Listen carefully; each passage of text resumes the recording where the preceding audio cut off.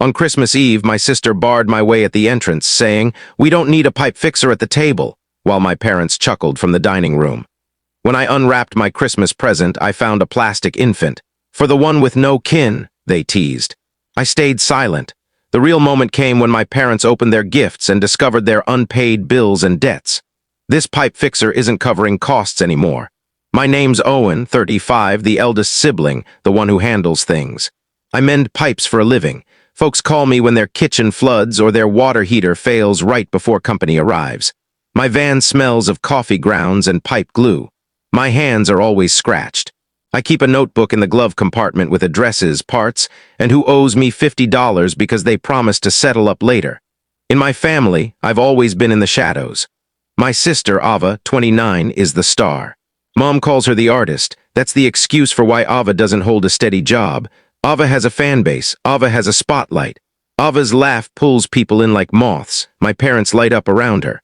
Around me, they ease up. You ease up when the pipe fixer shows up. You know the leak will stop. You don't applaud it. I'm not sour about the work. I like knowing my work counts. I like the snap when a joint fits perfectly. I like restoring hot water. What I don't like is being the family's walking wallet. December came fast that year. Ice on the roads. My phone hummed with urgent and "Can you stop by?" I stacked little boxes of chocolates from clients on my counter, planning to bring them to Christmas dinner. We do Christmas Eve at my parents' house. Same roast, same music, same cream napkins my mom presses flat and then fusses over when they crease. I pulled up with a pan of baked ziti and, as always, my toolbox. Dad always has a quick fix for me. He calls it tradition. I call it unpaid work. The porch light glared like a spotlight. Through the window, I saw the tree and Ava's hair flick as she laughed. I balanced the pan on my hip and reached for the door. It cracked open. Ava stood there. She eyed my salt-stained boots, my work coat, the toolbox in my grip. "We don't need a pipe fixer at the table," she said, syrupy, like she was offering advice. Behind her, Dad's laugh came, mouth full. Mom's voice drifted out.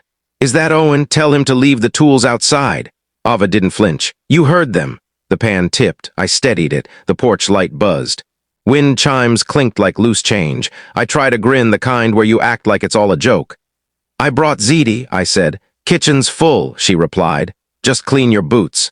"The rug's new." She stepped back just enough for me to edge in like a delivery man. My reflection flashed in the glass. Worn eyes, dust on my sleeve, the toolbox I didn't drop. Mom passed with a stack of plates, not looking up. Dad called, "Sink sluggish. After we eat, you can clear it 5 minutes." I stood in the entry, pan and toolbox in hand, cinnamon in the air. Something shifted inside me, not a brake, but a lever clicking into place. I set the pan on the side table, voice steady. "Okay," I said, 5 minutes after dinner." No one replied. Ava was already filming the tree. On her screen, I was a smudge, something to dodge. My phone vibrated. "Mom. Be nice tonight, don't start." I set the toolbox by the door. It landed with a dull thud. I wiped my boots. I told myself to breathe. I told myself not to spoil Christmas. I told myself plenty while the house laughed without me, but I walked into the dining room anyway. That moment at the door felt small, but it wasn't small to me. It was a pattern. I've been nudged through half-open doors my whole life. When I was 12, Dad lost his job. "Short-term," he said, that became the family word. Short-term stretched into months. I started delivering papers. Mom took the money, saying we were a team. Ava 6 did cartwheels in the living room. She got the last apple because she's growing. I told myself I was growing too, just differently. At 16, I fixed our toilet with a video and a borrowed tool. Dad tapped the tank. "You've got a gift," he said, like I'd pulled off a trick. After that, no one hired a pro. They called me. We never paid for labor again. We paid in Owen. Ava got into a fancy media arts program after high school. Money was an issue right away. "Loans are normal," Mom said. "Family pitches in," Dad added, looking at me. I was already training as a plumber. $9 an hour felt like a fortune. I covered her deposit to secure her spot. Then I bought her dorm sheets because we can't send her empty-handed. Then the tuition gap because it's just this once. It wasn't once. It was a steady drip. Drips become floods if you let them. When Ava quit school, not my path, her costs didn't stop. They shifted. New phone for her posts, new shoes for a gig. Camera rental because my brand needs sharp. My card always worked. I got my license. Real jobs, real pay. I bought better tools. I started taking emergency calls for double pay. I kept a spreadsheet on my phone. Date. Amount, reason, promised repayment. Yes, no, received. No, I didn't judge in the rows, just numbers. Numbers don't lie, they just wait. Mom's way of asking changed. She stopped talking. She sent screenshots. A red overdue stamp. 3 dots, I was supposed to fill the blanks. If I didn't reply fast, she called. We shouldn't have to beg our son, Dad texted. Thought you cared about family. Ava sent voice notes starting with hate to ask and ending with you're a hero. They trained me like a pet. Buzz, pay, good boy. There were slights I told myself were humor. At Easter, Mom called me the help to a cousin. At a cookout, Dad said, Owen's not a real plumber, he just likes grime. Everyone laughed, me included, because if I didn't, I'd feel the quiet thump in my chest. Ava filmed me under a sink once, captioning it troll. I replied with a tool emoji. She wrote back, don't be so touchy. I did my part. I replaced their water heater. I put their Wi-Fi on my card, temporarily. I fixed the tub, the shower valve, the outdoor spigot, the fridge line. I drove Dad to 2 doctor visits when he couldn't drive. I gave Mom gas money, calling it grocery cash so she wouldn't feel bad. But she never felt bad, she felt owed. Last spring, they asked me to co-sign a loan to reset. I said no. Mom cried. After all we've done, Dad said, you'll regret this. Ava texted, wow, nice. I sent a long text about budgets, cutting cable, cooking at home. No reply. 2 days later, Mom sent a screenshot of the electric bill. By summer, I was crunching numbers more than fixing pipes. Between jobs, I'd sit in the van, tallying the leaks. $114 for meds. $68 for Wi-Fi, $560 for the car note. $900 for Ava's growth course. I read about boundaries during lunch, sandwich untouched. Words like enmeshment and parentification stuck. My therapist asked, if you were a valve, where would you shut off? I didn't know. Valves are for pipes. Families should be different. But ours was a machine. I was the regulator. Then fall hit and their demands got louder. Dad's shoulder flared up. He missed work. Mom forgot property taxes and fees piled up. Ava's spotlight broke and she couldn't create. The group chat exploded with due dates and amounts like sparks. I muted it, felt guilty for an hour, then unmuted it and paid 2 bills because guilt shouted louder. There were also the small cuts that kept the story in place. Don't be dramatic. Stop dredging up the past. You're lucky we let you do trade school. Not everyone gets support. That one made me laugh, picturing the spreadsheet. Support is a funny word when my name's on every payment. 2 weeks before Christmas, Mom sent gift rules, $300 cap. Then Ava texted privately. Can we talk? I need something big this year. Camera upgrade means major growth. I typed, not this year. Deleted it. Typed, maybe. Hated it the moment I sent it. Not yes, not no. It was the hum of a valve under bad pressure. The day before Christmas Eve, my phone rang while I was under a sink. Dad, bring the big auger tomorrow. No hello, drains slow. I said okay because it was automatic. On Christmas Eve morning, I baked ziti, wiped grease off my hands, and grabbed the toolbox like it was part of me. I told myself it was easier to fix a drain than face the bigger asks I knew were coming. I told myself I was choosing calm, but calm bought with resentment isn't calm. It's a loan. That's how I ended up at their door with the pan and toolbox, Ava eyeing me like a worker who took the wrong entrance. We don't need a pipe fixer at the table, she said, and Dad laughed, and Mom texted be nice, and something in me found the lever my therapist meant. I didn't pull it yet. I walked in, set the pan down, sat, ate. Watched Ava film. I smiled when Mom griped about lumpy gravy and Dad made his annual wrench joke. I hummed to the music and tried not to make the night a battle, but water finds its level. It always does. After dinner, gifts. Mom loves a show. We sit in a circle. One person opens while others watch and judge. Ava's gifts were wrapped in shiny paper with silk ribbons. Mine was a bag with tissue that left glitter on my pants. Open yours, sweetie, Mom said, eyes gleaming, voice sweet with an edge. I pulled out tissue, a plastic baby doll, bald 2 blue eyes, a tiny bottle tied on. For the one with no kin, Ava sang like a jingle. Dad laughed. Mom hid a smile and failed. I stared at the doll. It stared back, painted shock. My heart didn't race. It went still, not numb, clear like a room with one chair. I sat in that mental room. Thanks, I said, calm. I set the doll on my lap. Ava pouted. You could act like you get jokes. I do, I said. Mine just aren't mean. Max, Ava's sometimes boyfriend, raised his phone. Do it again, he told her. The pipe fixer line missed it for the post. He chuckled first. He always does. Mom clapped. Okay. Our turn. She pushed 2 matching boxes my way. From us to you. I opened the first, a sweater too small, tag on, final sale. The second had socks. Dad smirked. Useful, I nodded. Very. I reached behind my chair. My turn. I handed Mom and Dad each a plain package. Brown paper, no ribbons. Ava rolled her eyes. Basic. Naturally, I said, open them. They did, paper ripped, lids off. Inside envelopes, not cash, bills, car notices. Electric, Wi-Fi pharmacy, tax penalties, each with a sticky note in my handwriting, date, amount I paid, transaction codes, a cover sheet with yearly totals. Mom froze. Dad squinted like the text was tiny. Ava lifted a stack's edge and grimaced. This is odd, she said. It's a ledger, I said. My voice stayed even. 6 years, $51,480, that's the total in the corner. I kept records because that's me. I brought them for you to keep. I don't need them anymore.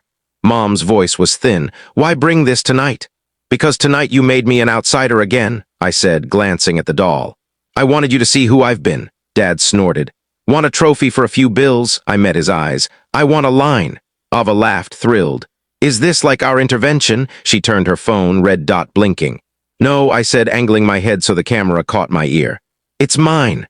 Dad's chair scraped. Enough, clear the sink. No, I said, the word didn't echo, it settled. The room felt it. Max looked up. Mom blinked. Ava's smile locked. No, Mom echoed like it was a strange sound. No, I set the doll beside the envelopes. I'm not clearing the sink. I'm not paying the Wi-Fi next week. It's on my card. I'm not sending $300 for Ava's camera. I'm not signing loans. I'm finished. I kept my hand steady. This isn't revenge, it's an end. Silence. The tree's lights clicked as one warmed. The heater hummed. The room thought. Mom spoke first. You're shaming us. I'm stopping something, I said. You can call the utility for a plan. You can eat at home. You can sell the spare SUV. You can hire a pipe fixer and pay him. Dad's face hardened. We're your parents. I know, I said softly. You're my parents. You're also my debtors. I let you be both. That's on me. It stops now. Ava crossed her arms. So you're ditching your family. I'm not ditching, I said. I'm refusing to bankroll adults who mock me while taking my money. Max whispered to Ava, this is gold. She hissed, quiet. I almost laughed. Mom pushed the boxes away like they'd sting. You've always been ungrateful. I looked at the envelopes. Those say different. Dad pointed to the hall. Out. I stood, didn't take the toolbox, slid on my coat. Looked around the house I'd fixed for years, walls I didn't own. I picked up the doll and placed it gently on the bills. For the one with no kin, I said softly. Turns out that's not me. Sharper than I meant, I breathed. I love you, I added, but love without respect is just a loan. You don't get to keep borrowing me. Dad's jaw worked. No words came. Mom made a sound, half sob, half curse. Ava lifted her chin. You'll come back. I won't, I said, not like this. I walked to the door. My boots felt heavy. I lifted the toolbox, then set it down. It's for clients who pay me, not for people who see me as a joke. At the door, Mom whispered, you can't mean it. I do, I said, Merry Christmas. I stepped onto the porch. The cold slipped under my coat, clean and sharp. The door clicked shut, not like before. I stood in the porch lights hum, letting the quiet settle. Then I went home. Christmas morning, my phone was a war zone. 41 missed calls overnight. By noon, 68. By night, 103. Mom left 10 voicemails from call now to tearful silences. Dad texted in spurts. Grow up. Pathetic. Sync still slow. Ava sent one line, return the doll. I set the phone down and made coffee. My place felt small but mine. I wrote 3 things on a sticky note and stuck it to the microwave. 1, cancel their auto pays. 2, new number if needed. 3, therapy Tuesday. At 9:20 a.m. I answered Mom. How could you, she said. Set a boundary, I said. Humiliate us, she snapped. On Christmas. You humiliated me, I said. For years, she breathed hard. So we'll freeze the heat bill. Call the utility, I said. They have plans. That's your job, she said. My job's pipes, I said. Click at 10:02, Dad called. Think you're tough now? I think I'm done paying your bills, I said. You earn more. Then spend less, I said. He cursed and hung up. Ava texted. Send $250 for groceries. I'll delete my post about you. I didn't reply. 10 minutes later, she posted. Black square, white text. Some people are only good until the cash stops. Comments poured in. Cousins I hadn't heard from in months wrote, so sorry, babe. I blocked her. She made another account. I blocked that too. I spent the afternoon undoing what I'd let become normal. I called the Wi-Fi provider, removed my card. The rep said, we can split it next cycle. No, I said firmly. Remove it. I canceled the family phone line I'd foolishly added, changed the streaming password. It wasn't punishment, it was sealing leaks. I texted the group once, no more financial requests. Emergencies, health or safety, call 911, need a pipe fixer, hire one, love Owen. Muted the thread. They tried new tactics. Aunt Joan called. Your mom's heartbroken. She'll heal, I said. Uncle Tom wrote, family's all we got. I replied, respect's part of family. 3 old neighbors messaged, your parents did so much for you. I sent numbers, $51,480, screenshots of payments. Oh, 2 replied. Oh, the first week of January, Dad left a voicemail. You're dead to me, ending with, need the water heater model number. I didn't call, I filled the space with life. I ran before dawn, streets smelling of frost, kept salt in the van for icy steps. Ate real meals, not just quick sandwiches, bought boots that didn't leak. The urge to fix lingered like a reflex. A text tone made my hand twitch toward my wallet. I'd say aloud, in the van, at the sink, hauling pipe. This isn't revenge, it's an end. The words grounded me like a solid beam. Truth holds when it's steady, calls tapered. January 84 missed, February 39, March 12. In April, Mom texted, selling the second car. I typed good, deleted it, said nothing. In May, she wrote, thinking of you. I replied, me too. No response. That felt true. There were bright spots that didn't cost me. Mrs. Alvarez left jam on my stoop with a note. Thanks for the flood help. I left a thank you card, fixed her leaky spigot for free, kindness not enabling. I saw Dad at the hardware store in June. He nodded like I was an old coworker. He bought the wrong trap. I didn't correct him. In the lot, he said, sink's still slow. Hire a pipe fixer, I said. He looked at my van, then me, silent. Ava kept posting. People sent screenshots I didn't want. She called me the banker brother who bylaid and a hater. She did ads for energy bars and a vintage jacket. I stopped opening links. My block list grew. Small freedoms added up. I turned my phone off Sundays. Took a lake trip, saw families bicker lightly over lotion and laugh, normal. Replaced a bath fan in quiet, no screenshots buzzing while I was up the ladder. I slept deeply for the first time in years. In late summer, Mom asked for coffee. Just coffee, she wrote. No money talk. We met at a place with tiny cups, big windows. She was early, held her mug like a shield. We talked weather, her back ached. I said mine too from tight spaces.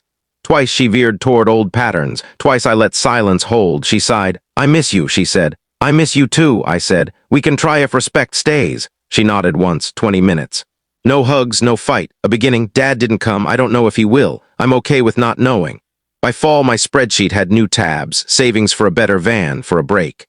For a trip not escaping someone else's mess. The tab tracking their costs sits frozen. I don't touch it, I keep it. When Christmas loomed again, I felt something new. Not fear, not anger, space. Here's my life now, simple mine.